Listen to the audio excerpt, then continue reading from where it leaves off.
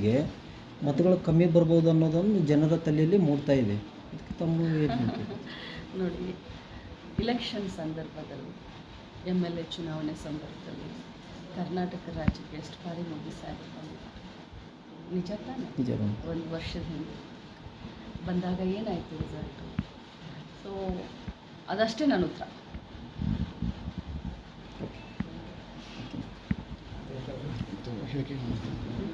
ಇವತ್ತಿಂದು ಸಿದ್ದರಾಮಯ್ಯವರು ಬರ್ತಾ ಇದ್ದಾರಲ್ಲ, ಸಿದ್ದರಾಮಯ್ಯವರು ಬರ್ತಾ ಇದ್ದಾರೆ ಮತ್ತು ಮೋದಿಯವರು ಬರ್ತಾ ಇದ್ದಾರೆ,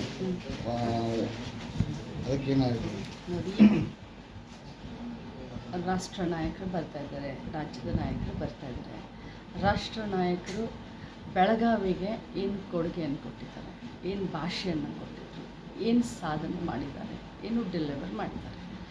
ರಾಜ್ಯ ನಾಯಕರಾದಂಥ ಸಿದ್ದರಾಮಯ್ಯನವರು ಏನು ನಮಗೆ ಭಾಷಣ ಕೊಟ್ಟಿದ್ರು, 5 ಗ್ಯಾರಂಟಿಗಳನ್ನು ಘೋಷಣೆ ಮಾಡಿದರು. ಎಲ್ಲ ಗ್ಯಾರಂಟಿಗಳನ್ನ ಅನುಷ್ಠಾನಗೊಳಿಸಿ ಅಭಿವೃದ್ಧಿ ಕೆಲಸಗಳನ್ನು ಮಾಡಿ ನಾವು ಬರ್ತಾ ಇದ್ದೀವಿ, ಜನರ ಎದುರುಗಡೆ ಹೋಗ್ತಾ ಇದ್ದೀವಿ.